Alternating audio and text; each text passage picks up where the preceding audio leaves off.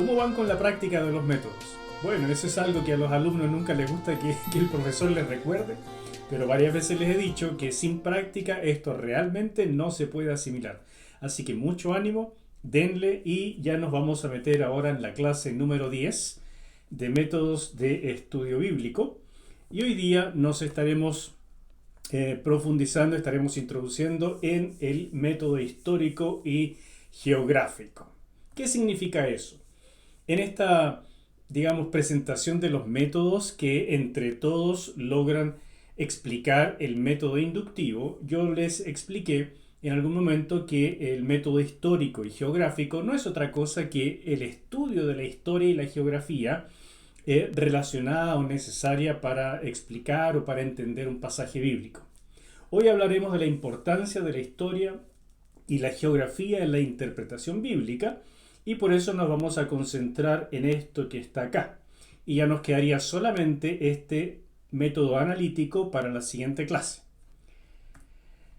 El método histórico-geográfico, por definición, el método entonces investiga las circunstancias históricas y geográficas del libro, de los personajes, del autor y de los receptores, y las conecta con la interpretación del pasaje. Eso es lo que se trata de hacer, pero que, aunque suena bastante simple, es de lo más complejo y además requiere mucho estudio, requiere mucho meterse en libros que uno no está muy acostumbrado a leer y por tanto se vuelve, desde mi perspectiva, súper apasionante, muy interesante, pero hay que tener ganas de hacerlo.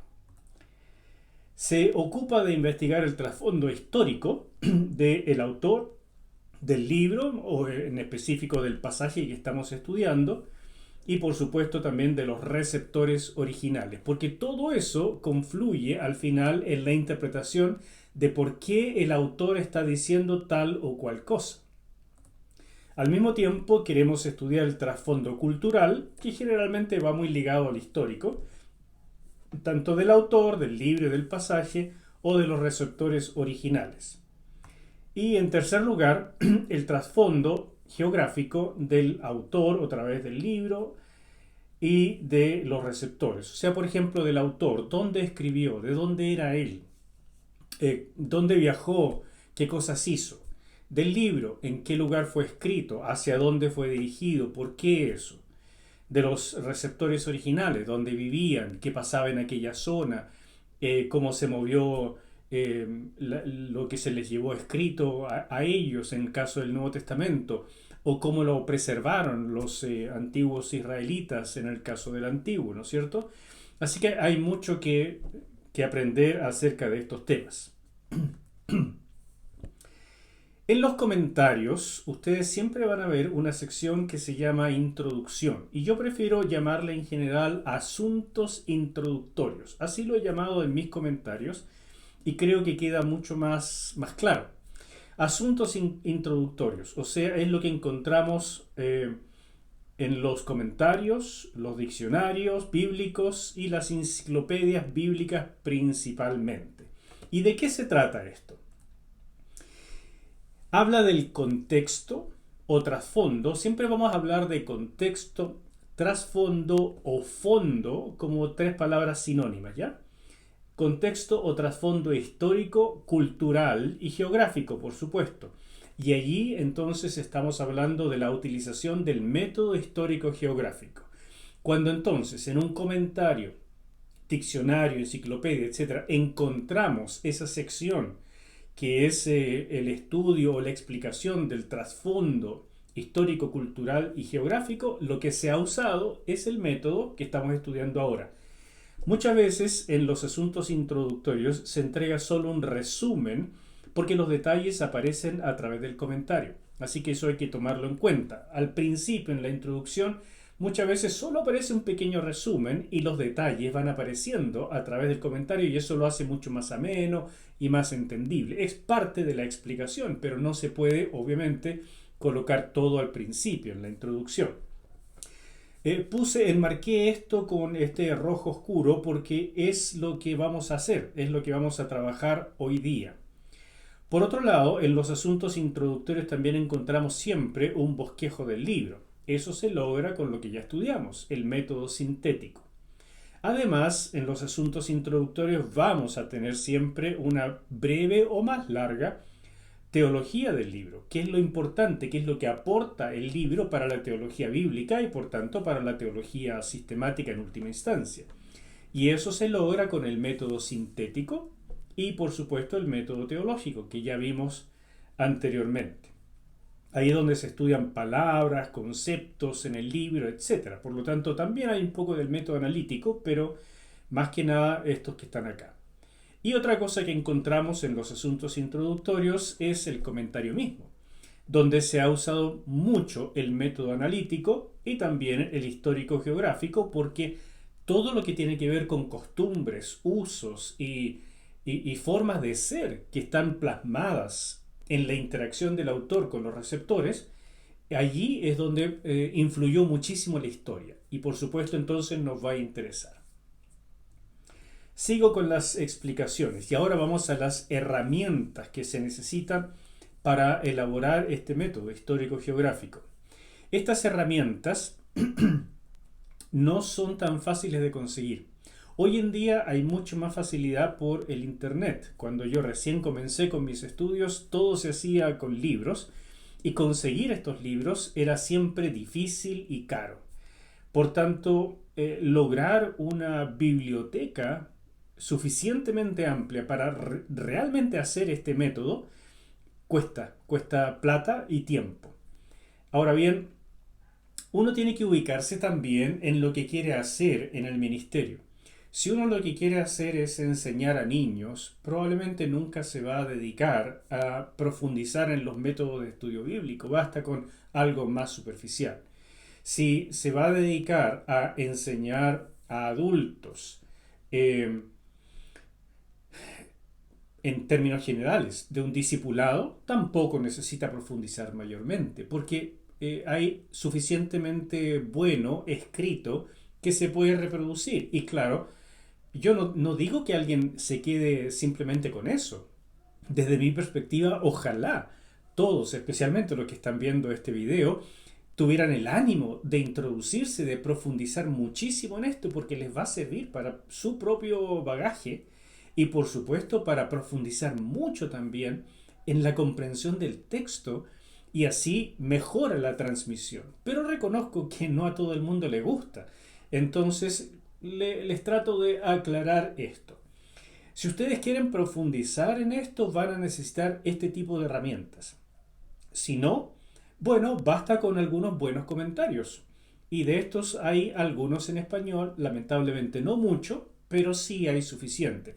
Por el hecho de que no hay mucho, es que me atreví yo mismo a incursionar en esto de escribir comentarios bíblicos, para que estén en español, para que sean de una comprensión relativamente fácil, pero que al mismo tiempo sean suficientemente profundos para una comprensión apropiada del texto. Esa fue mi intención, ese es como por así decir el nicho de mercado donde me metí, porque creo que eso falta en lo que hay escrito en español.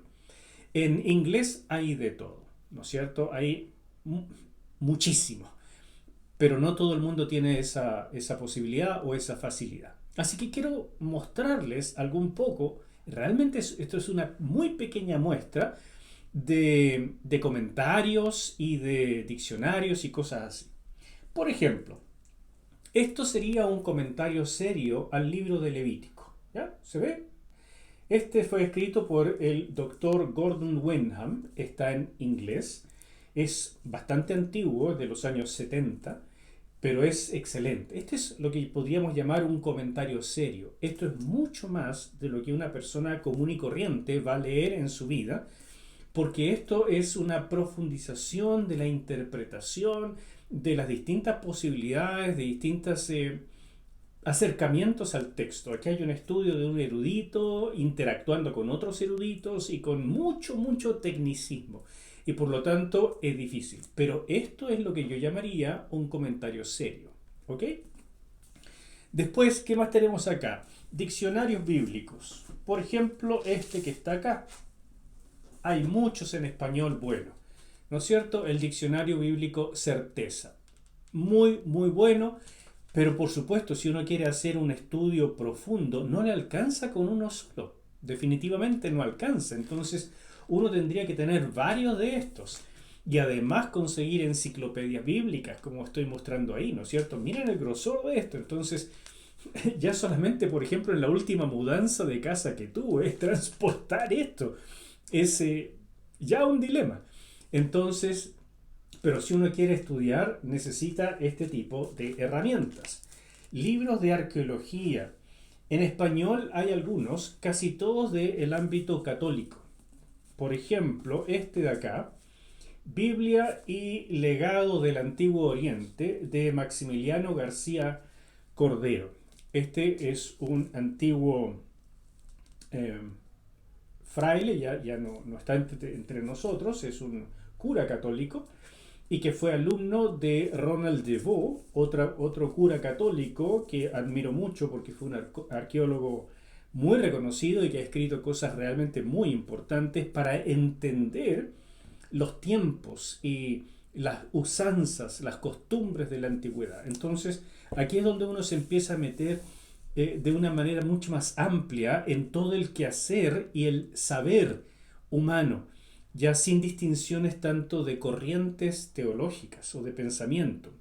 Y allí es donde hay que ser cuidadoso también, porque uno se puede tragar todo. Y la verdad es que si no tiene un criterio, entonces es mejor preguntarle a las personas que saben en primer lugar. Así es que esto por supuesto lo recomiendo, pero es completamente con una mirada liberal y una mirada católica. Entonces, lo católico casi no se nota, porque lo liberal se lo lleva todo. Y si no saben de lo que estoy hablando, bueno, hay que empezar a estudiar qué significa una teología liberal. Y no me refiero a liberacionista, sino a liberal. O sea, resumiendo, básicamente una persona que no está convencido de que la Biblia sea completamente palabra de Dios, ni que sea inspirada por Dios, ni menos aún inerrante. Entonces ustedes verán que con eso, y que piensan que está llena de errores, pero que es un documento muy antiguo, con algunas cosas muy buenas que vale la pena estudiar, con esos ellos hacen este tipo de cosas, con ese trasfondo. Pero nosotros tenemos que saber que nosotros creemos mucho más que eso. Y por tanto hay que leer estas cosas reteniendo lo bueno, pero no tragándoselo todo. ¿Qué más? Aquí tengo, por ejemplo, otros libros de costumbre. Miren este. Usos y costumbres de los judíos, escrito por un erudito del siglo XIX, Alfred Edersheim. Y para que ustedes vean lo que tenemos en español, o sea, generalmente es sumamente antiguo, pero sumamente antiguo. Aquí tengo otras cosas escritas. Yo creo que este es el mejor trabajo del mismo autor, Alfred Edersheim. Aquí la vida y los tiempos de Jesús el Mesías. Para que ustedes vean, tomo 1 y tomo 2. Entonces, para que ustedes vean el grosor, este como ven lo tengo hace más tiempo, está más amarillito, este es un poco más nuevo, pero ambos tienen en mi poder 20, 25 años. O sea, mis queridos, esto es literatura que uno va coleccionando con el tiempo. No he encontrado nunca un trabajo acerca de la vida y los tiempos de nuestro Señor más detallado, más dedicado, más importante que el de Alfred Edersheim, a pesar de ser del siglo XIX. Hasta hoy se considera tal vez el mayor exponente cristiano del conocimiento de las tradiciones judías y aplicado eso a los tiempos del primer siglo en el que vivió nuestro Señor Jesús. Aquí tienen otra cosa del mismo estilo, pero completamente de otra onda. Está en inglés, pero lo que dice ahí es el Nuevo Testamento y el judaísmo rabínico, escrito por este señor David Taube, un judío, por supuesto. Y esto es un libro de judaísmo. Entonces ustedes no van a encontrar aquí alabanzas a Jesús ni nada por el estilo. Aquí en este libro se trabajan una relación. ¿Qué relación puede haber tenido lo que ocurre en el Nuevo Testamento con el judaísmo del siglo primero? Entonces uno tiene que leerlo con detenimiento, con discernimiento, con harto, ¿no es cierto?, harta precaución, pero tiene que al mismo tiempo entender que aquí hay mucho conocimiento y cosas que uno necesita. Entonces se dan cuenta que estas herramientas necesarias para realizar un buen método histórico geográfico necesita mucho estudio previo para formar un criterio, para formar un discernimiento, para seleccionar lo bueno y no mezclarlo con lo malo y no tragarse lo malo tampoco. Entonces eso requiere tiempo también de trabajo. ¿Qué más tengo para mostrarles? Bueno, por supuesto, este es un recurso mucho más sencillo y fácil de adquirir, una Biblia de estudio. Aquí les muestro la Biblia de estudio Ryrie, que tiene brevísimos comentarios y muchos de ellos incluyen asuntos de trasfondo, entonces ayuda y por supuesto tiene, siempre estas Biblias tienen un set de mapas y cosas por el estilo que nos ayudan muchísimo a ubicarnos. Y esa es la parte de la geografía, donde también necesitamos herramientas.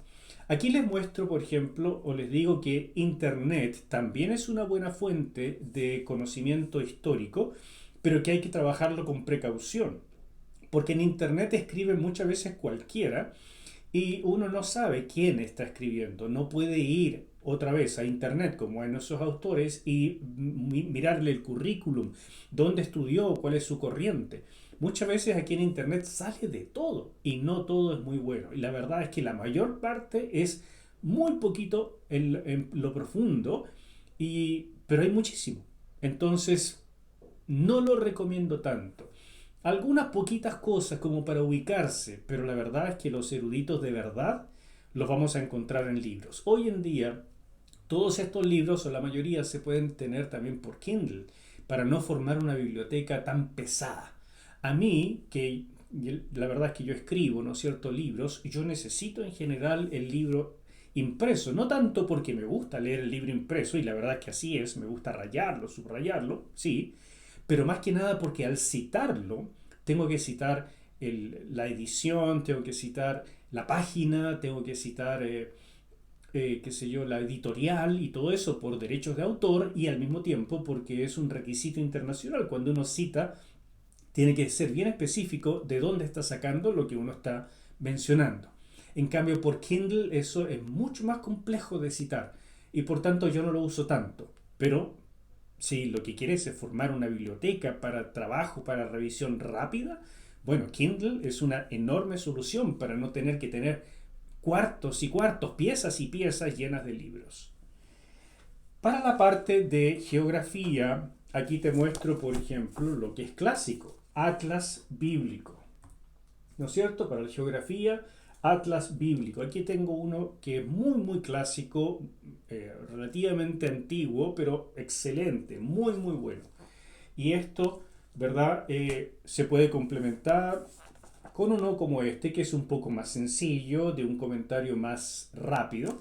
Mientras este se dedica mucho más a la parte mapas, y lo hace muy bien, y con comentarios relativamente breves, como lo que puedes encontrar ahí, este otro se dedica mucho más a los comentarios, mira, y de manera mucho más escueta a los mapas y algunas fotos también.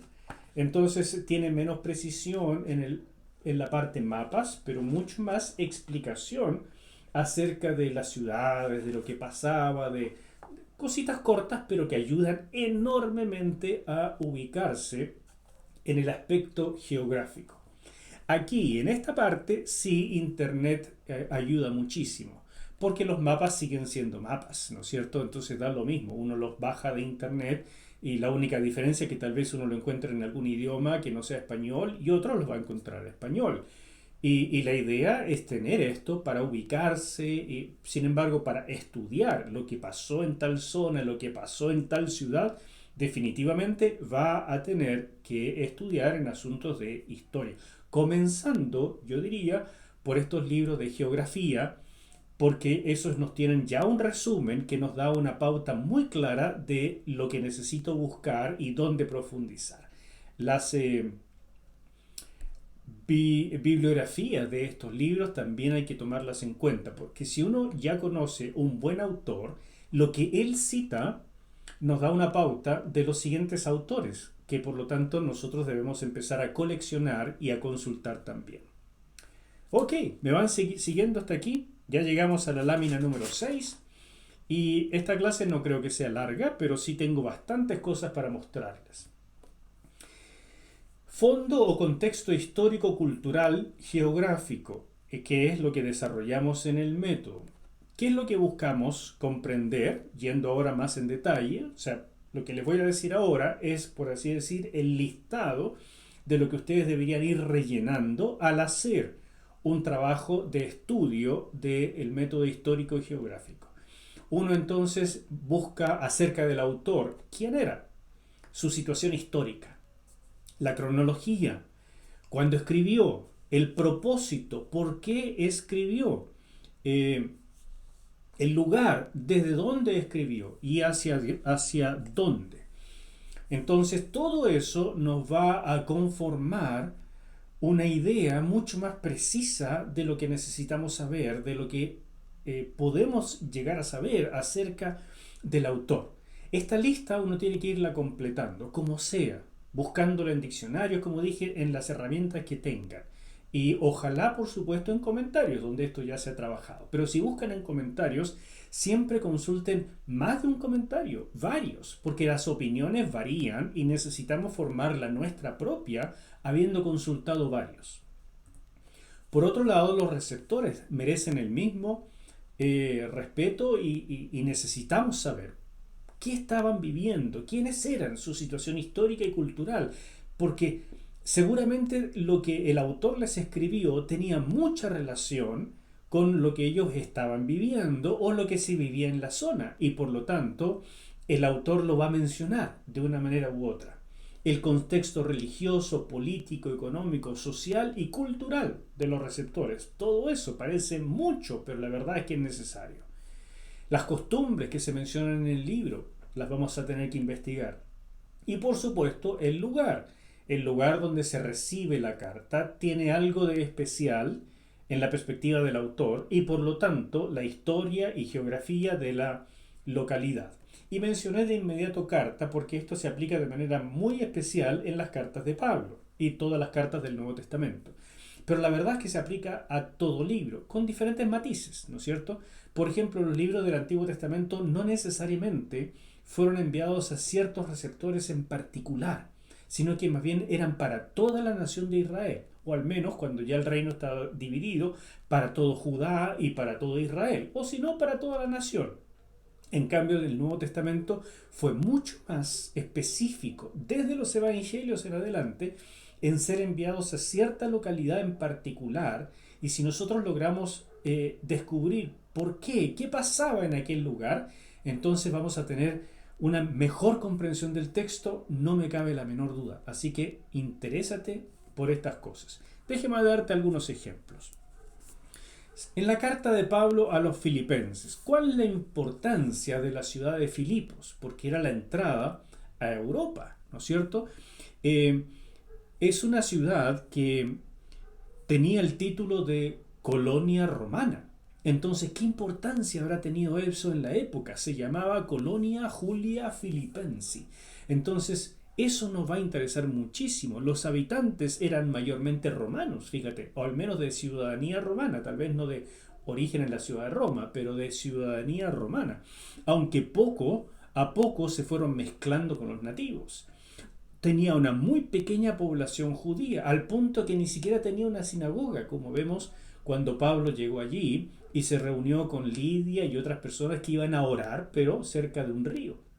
Entonces, todos esos temas de historia, de trasfondo, nos dan una pauta, nos ayudan enormemente a comprender por qué pasó lo que pasó. Otro ejemplo, ¿por qué Pablo tenía ciudadanía romana? ¿Por haber nacido en Tarso? ¿O se adquiría la ciudadanía romana de otra manera?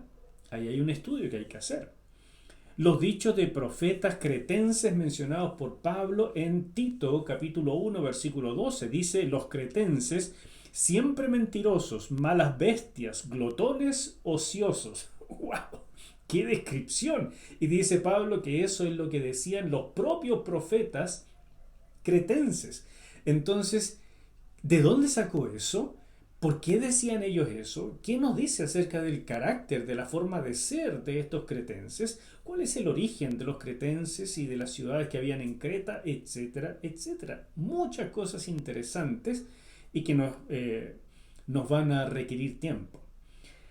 Un cuarto ejemplo, el conocimiento de Pablo acerca de los filósofos y también de la religión griega en su discurso en Atenas, lo que vemos en Hechos capítulo 17. Se refleja un conocimiento muy interesante, muy profundo del apóstol Pablo acerca de los filósofos y de la religión griega, al punto que impactó a los oyentes y lo llevaron hasta el Areópago para que él hablara con más claridad de lo que él predicaba. Entonces, esas cosas de trasfondo que vamos a tener que estudiar, evidentemente nos van a enriquecer tremendamente al comprender o al estudiar Hechos capítulo 17.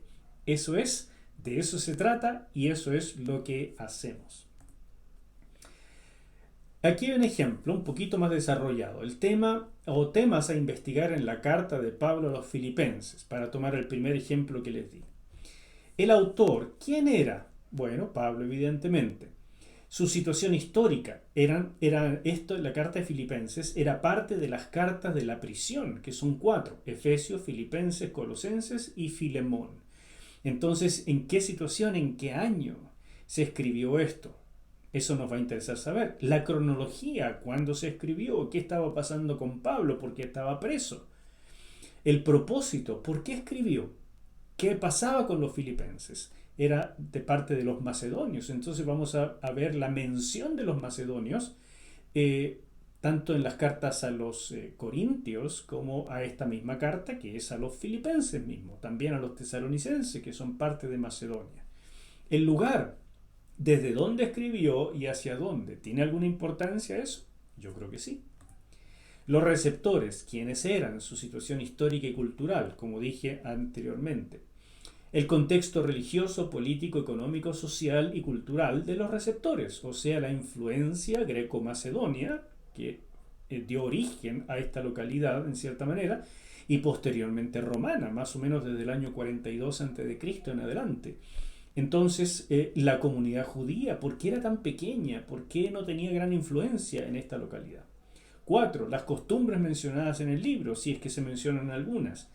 Lugar, o sea, la historia y geografía de la ciudad de Filipos es riquísima, es muy amplia y nos va a interesar porque las reacciones de la población y sobre todo de los líderes tenían mucho que ver con eso. Así es que si no haces un buen estudio acabado de historia y geografía, al comenzar tu estudio de la carta a Filipenses simplemente no vas a terminar de entenderla.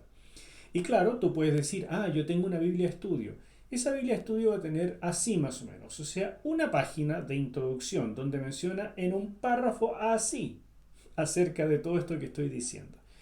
Y yo espero mucho más de ti. O sea, definitivamente para comenzar a estudiar un libro de la Biblia uno debería leer bastante y tener un resumen mucho más profundo y claro de lo que pasó, de lo que pasaba, de por qué la gente se comportaba de tal o cual manera, y eso nos va a enriquecer. Así es que dale, no creas que esto es una pérdida de tiempo, por ningún motivo vayas a leer un libro de la Biblia sin saber estas cosas.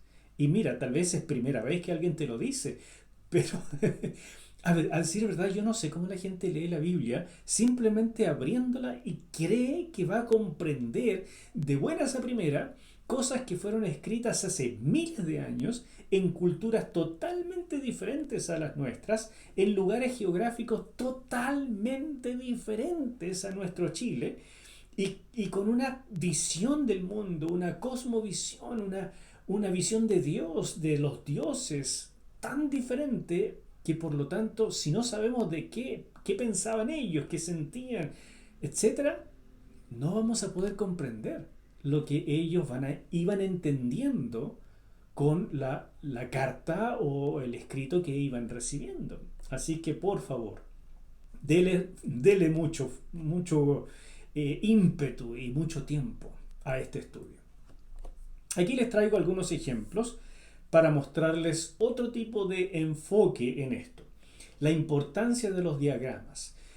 Para mí esto es fundamental. A veces uno estudia historia y no se logra hacer un buen esquema de cuándo ocurrieron las cosas, por qué, cuáles son los personajes principales. Y a mí me ha servido enormemente hacerme esquemas porque gráficamente se me queda más grabado y al mismo tiempo puedo guardar, ya sea en el computador o en alguna hojita, en alguna carpeta, me voy guardando los diagramas que yo mismo hago o que encuentro en algún libro y los copio y que entonces me ayudan enormemente para resumir los conocimientos y por tanto tenerlos presentes la próxima vez que voy a leer algo similar y no tener que volver a estudiar la misma cosa. Mira esto, tan sencillo. Los primeros tres reyes de Israel fueron Saúl, David y Salomón. Y después de Salomón, su hijo se llamó Roboam, pero en esa época, en el 931 a.C., el reino se dividió en el reino del sur, Judá, y en el reino del norte, Israel.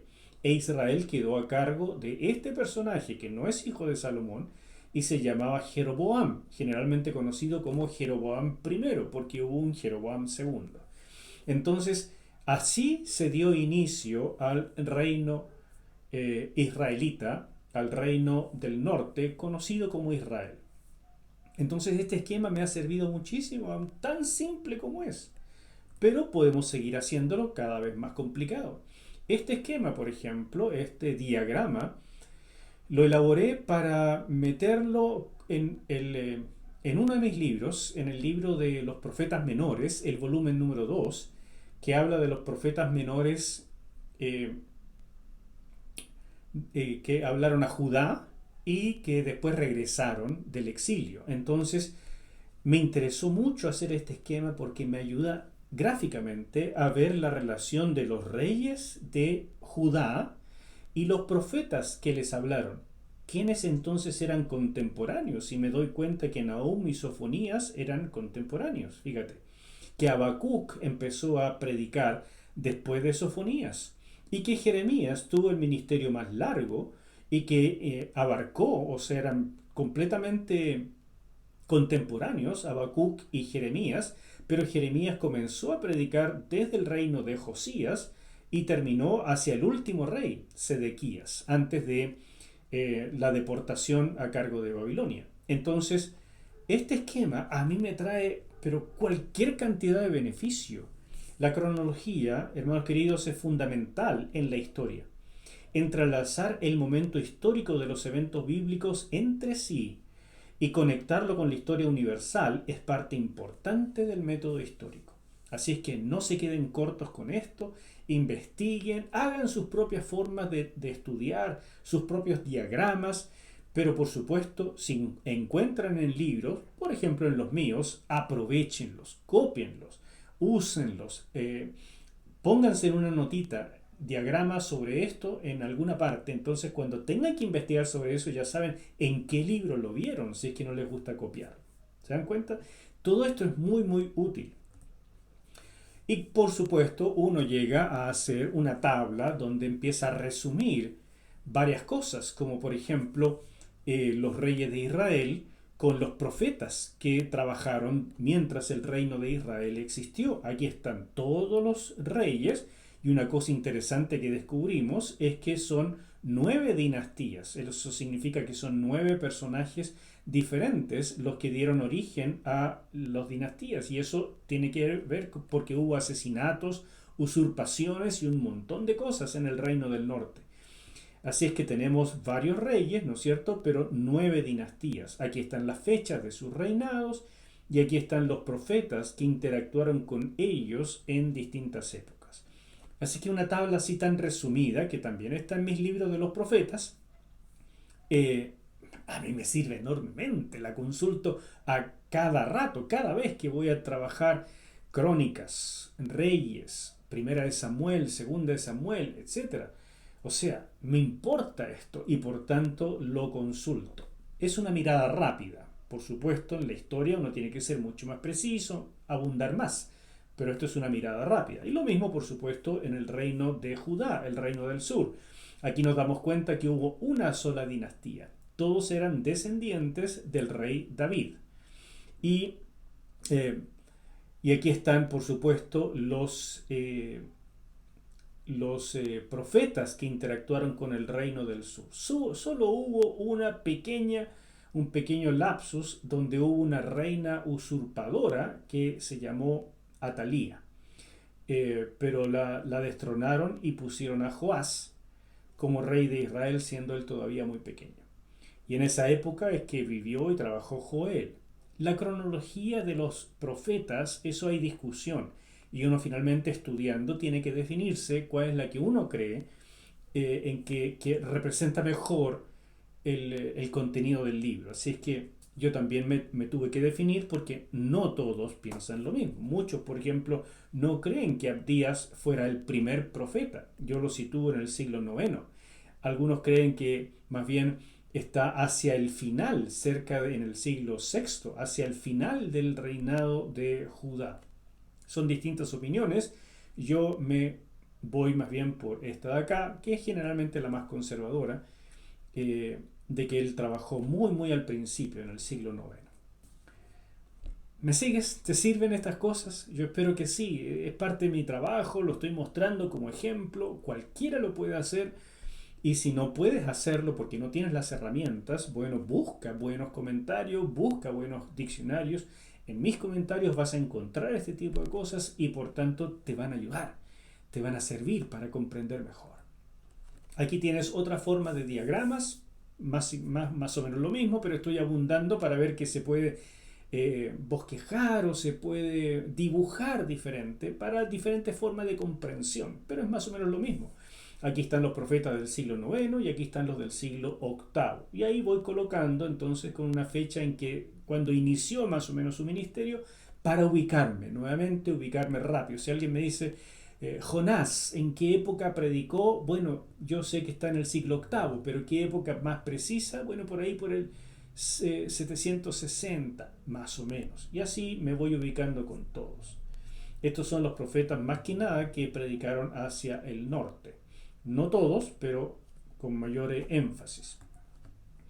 Otra forma del siglo, no otra forma, sino otros profetas del siglo séptimo al quinto, aquí evidentemente son puros profetas que predicaron a Judá, porque ya el reino de Israel había dejado de existir. Aquí están los del siglo séptimo, Nahum, Sofonías, Habacuc y Jeremías. En el siglo sexto encontramos profetas que predicaron estando en el exilio en Babilonia, Ezequiel y Daniel, ahí está, ¿no es cierto?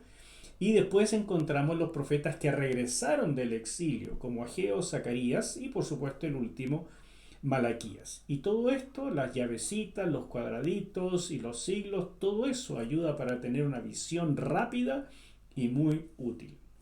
Así que por favor no desprecies por ningún motivo los diagramas, te van a servir. Aquí tengo un último. Este diagrama nos ayuda a tener presente las fechas, pero sobre todo ayuda a ver con claridad la importancia de los eventos en el programa de Dios. Claro, eso es lo que hacen este tipo de esquema. Aquí vemos, por ejemplo, el periodo en que gobernó Zorobabel, el de Esdras y el de Nehemías. Nos damos cuenta que el de Esdras fue bastante breve, aunque él fue contemporáneo de Nehemías y trabajó junto con Nehemías. Pero donde él lideró completamente fue bastante breve. En cambio, el de Zorobabel y el de Nehemías fue mucho más prolongado. Nos damos cuenta que esta fecha de 538 nos lleva al 608 a.C., cuando comenzó la cautividad de los 70 años, y entonces nos damos cuenta que esa fecha, 608 a.C., tiene una importancia muy grande y tienes que averiguar tú mismo por qué. Por ejemplo, en el diagrama anterior se aprecia con claridad el cumplimiento de la profecía de los 70 años, aquí en el 538, y eso es un dato histórico que podemos averiguar. También nos ayuda a ver los periodos de trabajo de los grandes reformadores después del exilio, como dije, Zorobabel, Esdras y Nehemías. Ayuda a situar el inicio de la profecía de Daniel de las 70 semanas hasta la fecha de la entrada triunfal y muerte del Mesías. Porque la profecía de Daniel nos dice que desde el inicio de el levantar o el restaurar los muros de la ciudad de Jerusalén hasta la muerte del Mesías, hay 69 semanas en realidad. Entonces nos damos cuenta que el profeta se sitúa acá, en el 444, cuando llegó Nehemías y comenzó todo esto. de la reconstrucción. Así que todo esto nos lleva a una comprensión mucho mejor, mucho más acabada del texto.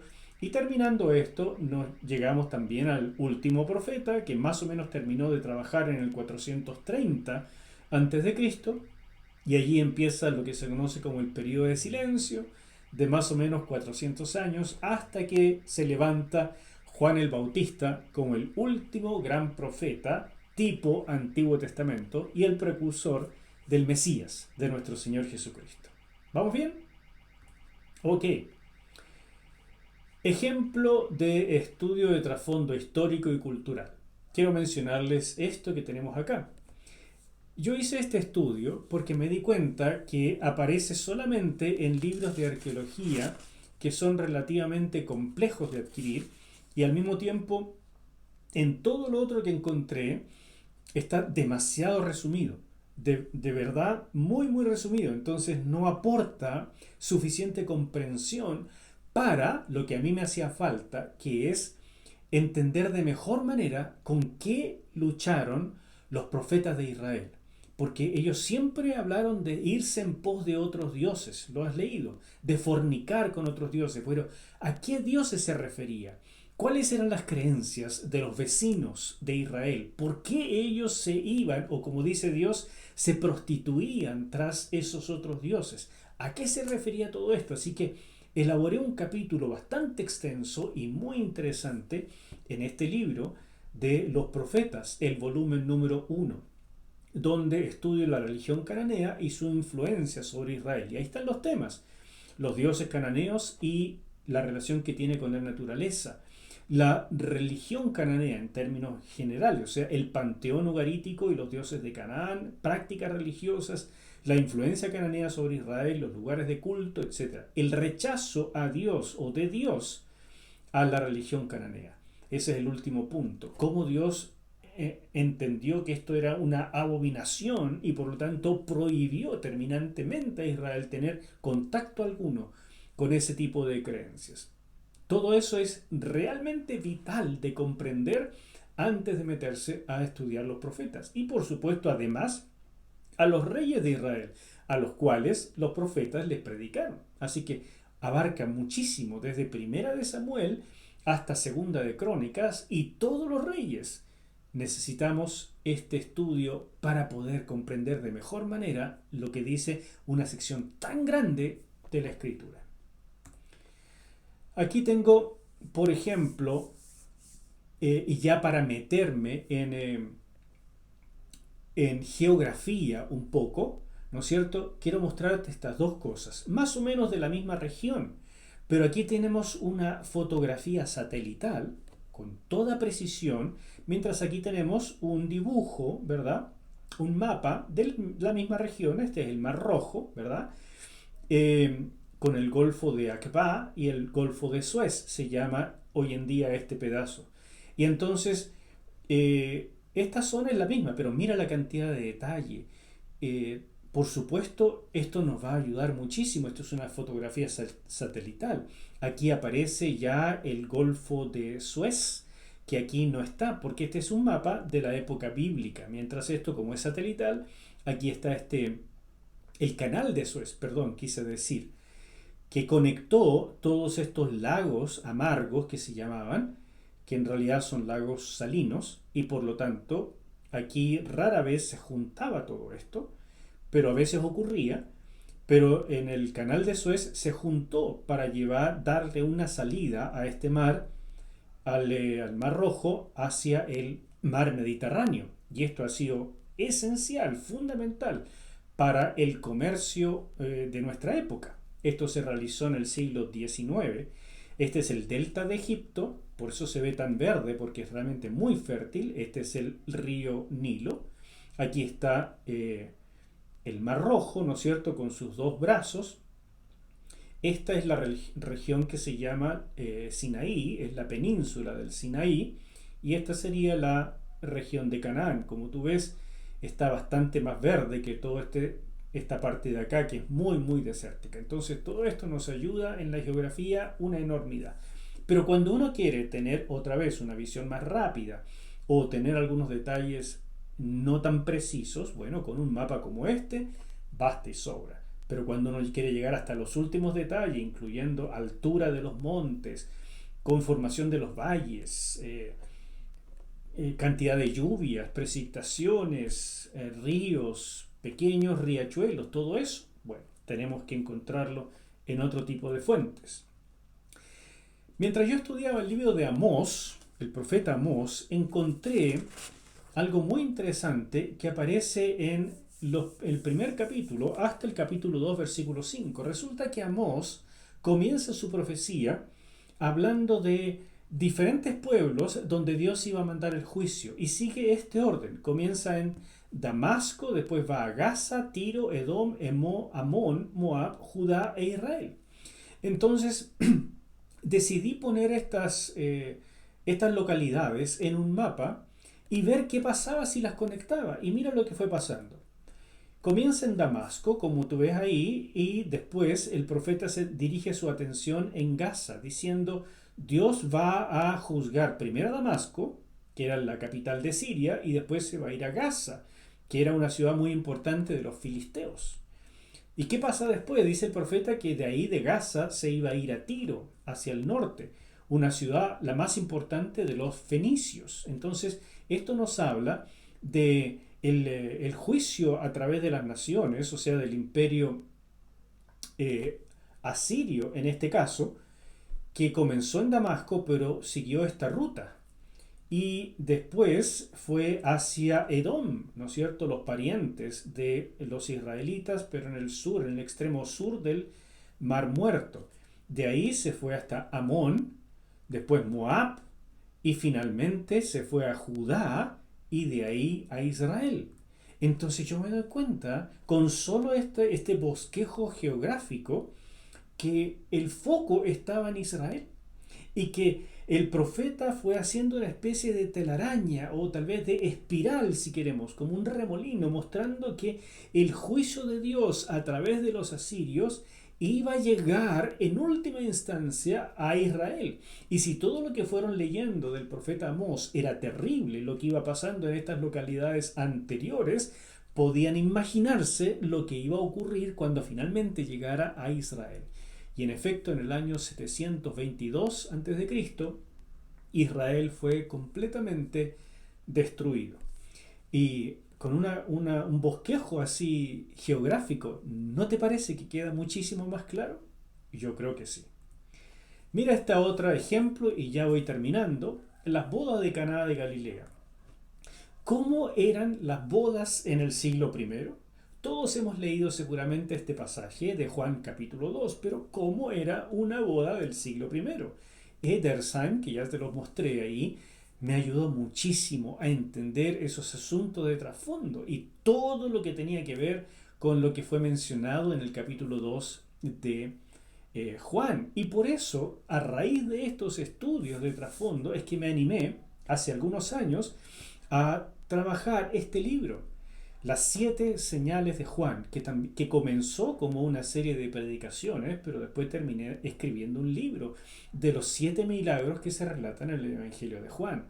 Así que para mí esto fue un trabajo maravilloso, y allí plasmo, por supuesto, todos estos estudios de historia y geografía que fui logrando hacer. Pero para resumir, ¿qué pasaba en una fiesta judía del siglo I? ¿Cuánto duraba? ¿Por qué se hacía? ¿Dónde se hacía? ¿Para qué se usaban las tinajas? Y mira, aquí están las 6 tinajas, ¿no es cierto?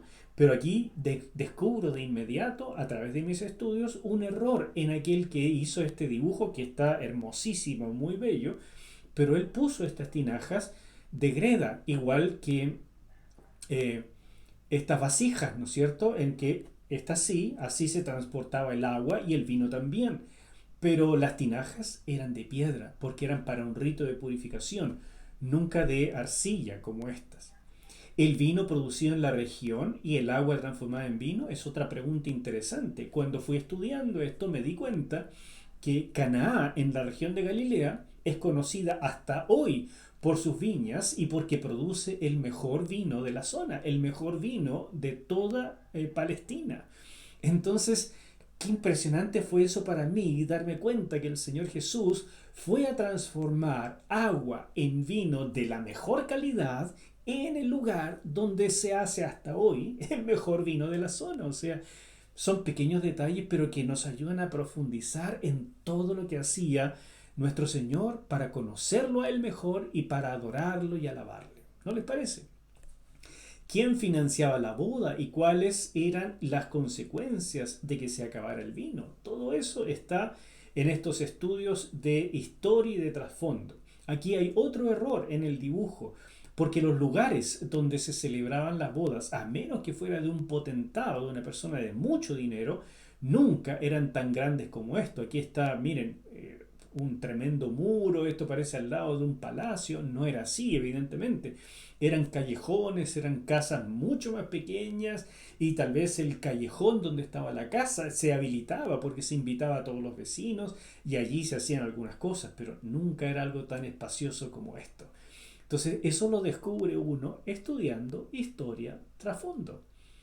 Pero si no, se pierden cantidad de detalles en la lectura bíblica, y eso no es bueno para ti, ni menos si tú estás enseñando esto a otros, por ejemplo a una congregación. Te recomiendo siempre llenar de tus conocimientos a la congregación y llenarla de estos asuntos de trasfondo, porque la gente, mediante su imaginación, también va comprendiendo de mucho mejor manera lo que el texto dice. Y así llego a esta última lámina, ¿no es cierto?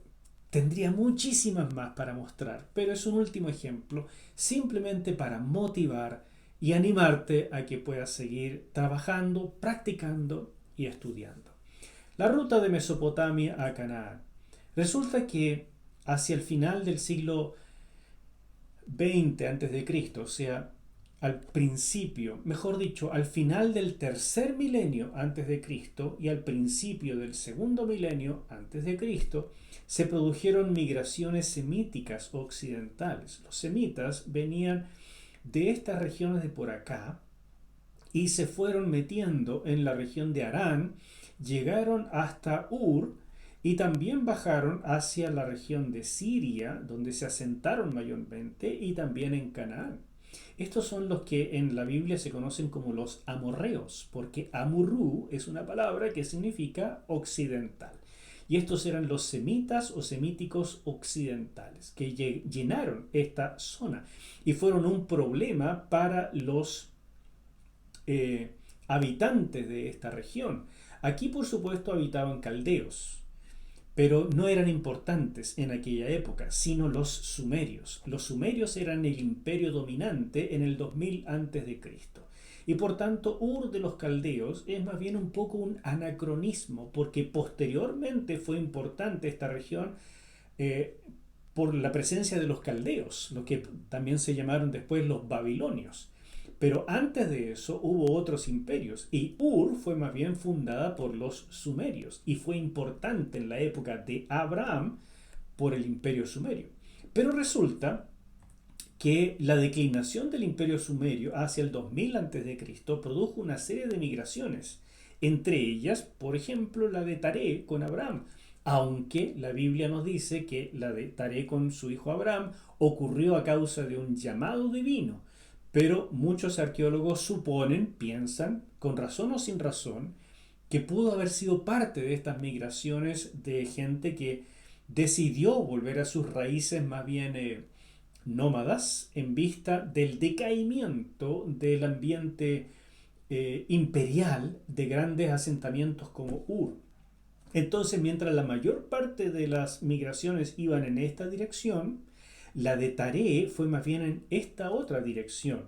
Y descubrimos que el llamado de Abraham y la migración de Taré estaba en medio de muchas otras migraciones y de varias luchas y mucho bandidaje y guerras no bien organizadas, pero de grandes invasiones de pueblos nómadas en aquella región. Y entender eso es de muchísima ayuda. Por ejemplo, en el libro de Abraham, la vida de Abraham que estoy escribiendo en este momento, averiguar todo esto me ha servido enormemente. La adoración al dios Sin. es muy importante en esta región. Se han encontrado en las excavaciones arqueológicas que había una importante adoración en Ur, al dios Sin, el dios de la luna, el dios patrono de los comerciantes, porque ellos viajaban en caravanas de noche para escapar del frío, o sea, perdón, del frío, del enorme calor del día, y por tanto la luz de la luna era su aliado vital para andar en estos lugares más bien despoblados y no ser presa ni de los bandidos ni de el calor abrasador. Entonces viajaban de noche y ellos empezaron a adorar al dios Sin. Y resulta que se han encontrado altares y templos a Sin en Ur y también en Harán. Y si nos empezamos a estudiar un poco más, nos damos cuenta que muchos de los nombres del clan de Taré, el padre de Abraham, tienen origen o tienen alguna relación con el dios Sin. No quiero meterme en más detalles, pero uno se da cuenta de eso y que por tanto estos dioses que adoraban originalmente los patriarcas tenían este origen mesopotámico y que muy posiblemente el hecho de que Taré llegara hasta Harán solamente y allí se detuviera y no quisiera seguir hasta Canaán como Dios le había dicho a Abraham, es que la adoración a Sin era en esta zona solamente. Y si Taré era un adorador de ese dios, no iba a querer continuar más hacia el sur porque allí ya no se adoraba a su dios patrono. Y eso, en el entendimiento de la gente de aquella época, podía ser muy grave por quedar desprotegido del dios principal al cual adoraban. Y por otra parte, nos lleva a entender que Abraham, al dejar los dioses de sus padres, hizo una tremenda decisión para seguir a Yahweh, Jehová, el Dios que finalmente es el Dios de toda la tierra y que llegó a ser el Dios de los hebreos. Interesante, yo creo que hay mucho que aprender, mucho hermoso y que nos ayuda en la comprensión del texto enormemente. Así que te animo a seguir practicando, sigue estudiando, profundiza, anota y definitivamente todo esto te va a ayudar a ti y a tu congregación. Dios te bendiga. Nos vemos la próxima clase. Ya se va acabando el curso. Chao.